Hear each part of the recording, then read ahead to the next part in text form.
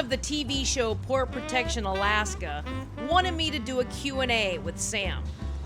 So here you go, fans. Some hang time with Sam Carlson.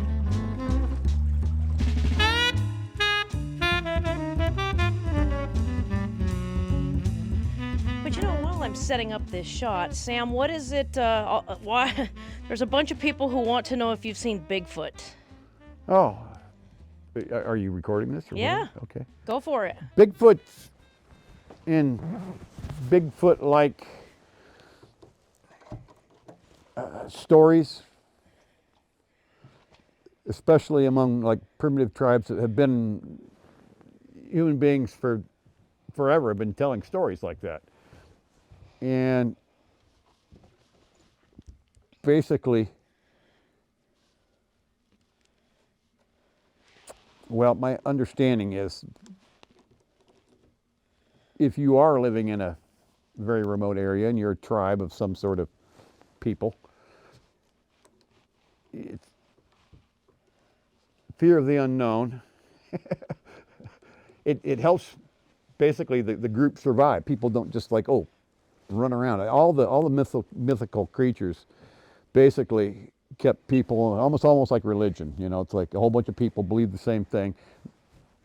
They work together, and their survival rate goes up a whole bunch. Have you seen Bigfoot? Bigfoot is basically just fear of the unknown, or you know, some sort of a mythical creature that obviously doesn't exist, because I've spent thousands of hours in the middle of nowhere, in many different places in the middle of nowhere, because basically I live in the middle of nowhere. And I've heard a lot of weird sounds, and usually there's a bird attributed to some kind of a bird, or I called in a black bear one time and it snuck right up on me. I just heard a couple twigs snapping and popping, but Matt claims that he's had interactions with the Kushtaka. well, there might have been. See, I mean, Well, there were some guys back in the day. I can't remember the name of the bay. It's not too far from here. It's within 100 miles of here, maybe 50 miles of here. Thomas Bay. There was basically, there was either something in the water or they ate the wrong mushroom or something, and they had some hellacious hallucinations. Basically, that's what it sounded to me like. That's where a lot of that Kushtaka stuff comes up from. They basically had a really bad case of cabin fever, possibly maybe food poisoning, something. There's any number of substances out there that'll make you hallucinate. wow, so you think that people, because I've traveled all over this country doing TV shows, and they have like the skunk ape in one part of Florida, and variations of Bigfoot. Anything is possible, but it's highly improbable that there's a species of intelligent animals that we haven't discovered yet. Maybe in the bottom of the ocean. Look, we got a plane. We have a mail plane. He's actually looking like he might land here. The Turbo. We've been having a hard time getting our mail the last couple of years. The bush pilots that used to be are no longer around, and it's hard to land here. So we have our fingers crossed that our mail will actually make it here today. It's kind of one of my pet peeves. I listen to Science Fridays every Friday. On KFSK? Yeah, it's on our public FM station that we get out of Petersburg. It's highly improbable, but human beings love mythology. They love to believe in things that are pretty much not true. It's funny you say this, because when I was asking Terry Metcalf this morning, I was like, hey, I'm going to go talk to Sam, do Q&A. And I was like, a lot of fans want to know if he believes in Bigfoot. And she says, he don't believe in no space aliens. He's not going to believe in Bigfoot. Yeah. No, there are definitely space aliens. I guarantee you that. There's too many planets in the universe that life hasn't evolved in some other, you know, even on the arm of the Milky Way galaxy. There might be some within, you know, a couple 100,000 light years of us, but guess what? A light year is a light year. It would only take 200,000 years for them to get here at the speed of light.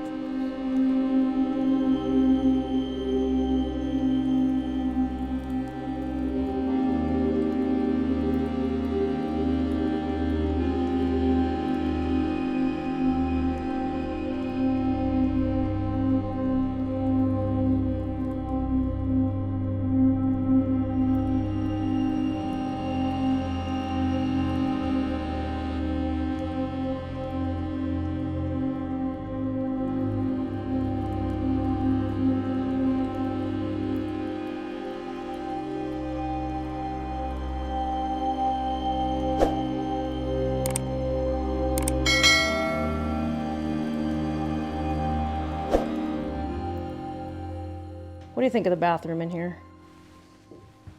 Well, back in the old days, there was a floating bathroom. It was its own little float. It looked like a smokehouse tied up to the dock. It was called the Craper because the guy that spelled crapper on it spelled it wrong. old Buck. And so there was always a floating bathroom on the dock, you know.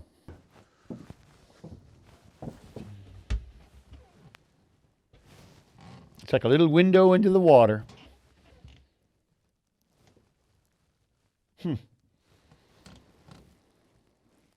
You can sure see the tide rolling stuff through. Lots of debris in the water, even this late in the year, like a tobacco juice, which is like a algae of some sort. We got big tides. The tide is rolling. The kids used to come in here and you could catch shrimp off the inside of the dock if there's any there. I don't see. That looks like a shrimp tentacle. Let's see if I can catch one. When I was 12, I could. I see several tentacles sticking out. It looks like shrimp tentacle to me. Let's see if I can get this sumbitch. They've been eating poop. Oh, whoop, away he went.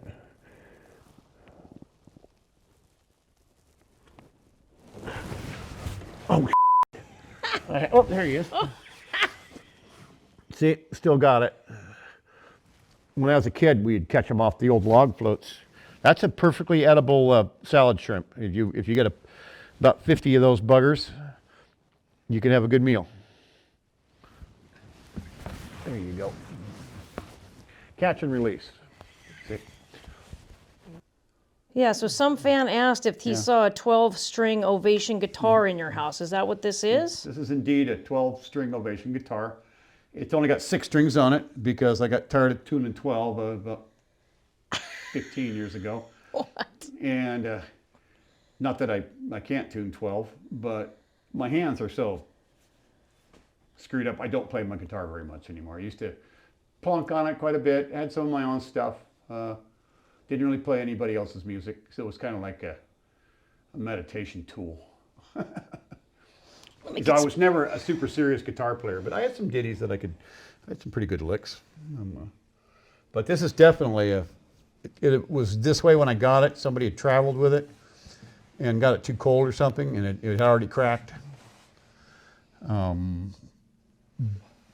But I had a professional musician sit down and play it one day when it did have 12 strings on it, I do believe. And he loved it. He wanted to buy it from me. He offered me like $450 for it. Very cool. How do you choose which 6 strings to keep?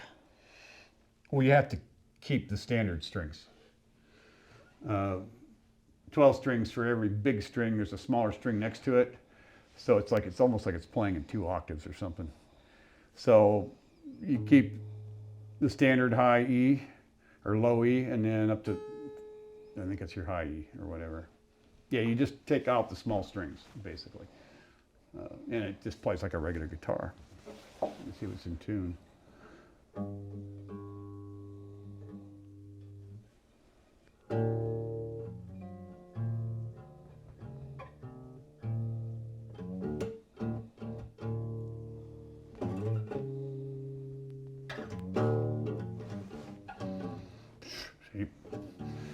arthritis in your knuckles.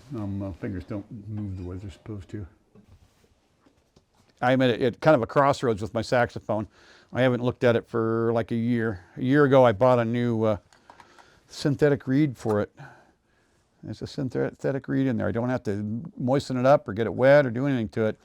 It was about $30. And then I started fiddling with the horn. And unfortunately, it's a vintage 1970s horn. And I have to replace all the pads in it. It's got so many air leaks in it that I gave up on it. I do have a new set of pads. But if you look very closely, there's a lot of moving parts to get those pads out and to replace the pads. It's going to be, it's a job I don't want to do because I don't know enough about it, even though I do have the new pads. So I'm going to try in the next, well, before I die, hopefully, find somebody that's capable of either sitting down with me and helping me or send it off to somebody that does it professionally. Because in the 1970s, it was like a $400 horn. So it has value. It has monetary value, not just sentimental value. Old Joe Euler bought that for me at a garage sale in Oregon, I do believe, or Washington. Someone bought this saxophone for you? Well, yeah, I told him to keep an eye out for a used saxophone. And by God, he about a year later, it came in the mail. $150. So I got a pretty good deal. It was virtually brand new. Whoever had used it, some kid that had it, I think his name is scratched on it somewhere, didn't really use it, I don't think. And I haven't used it that much either, not in the last couple of years, because I haven't made it to music night. They have music night almost every Friday in the winter. But I got to go all the way to the back bay to get to it. So when the bar opens up again and the bandstand is open and some of the guys come over to play music, if I'm still breathing and I fix the air leaks in the horn, I might step in with them and play a little bit. What's your favorite beer? My favorite beer is anything that's on sale, literally.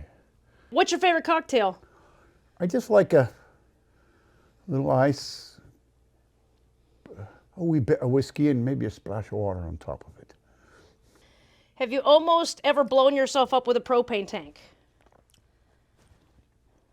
Despite my best efforts, I have not yet blown myself up operating on propane tanks, modifying them and using them. They're very handy. A steel is good steel, but you have to remember to inspect the tank very carefully. And the new safety valves, I didn't know anything about them. I didn't realize that the tank could be wide open and the fuel can't go out because it's got a safety valve on it. So I actually inadvertently drilled into one with propane still into it. But I'm smart. Anytime I drill on any kind of a fuel tank, I make sure that there's running water involved. Have plenty of water on your drill bit so it's cold. So there's no heat involved. Otherwise, I probably wouldn't be talking to you right now because the propane tank had about a gallon of propane still in it, so that's a lot. It's enough for a big boom, and there would have been some dead cameramen and women and whoever was here filming me at the time. So I guess a fight breaks out every now and then, but there isn't anybody out here that's trained in any kind of fighting. But that chunk of your ear that's missing. I love that story. If you're on a boat and you're working with a 5-man crew and you're going out and whatnot, inevitably, especially sane crews, they get real frisky, and sometimes you get ornery people. Sometimes they actually try to physically assault you. It's like I've been in a couple of fights. I didn't start the fight, but I finished it. But I'm not a fighter. I don't know the first thing about fighting.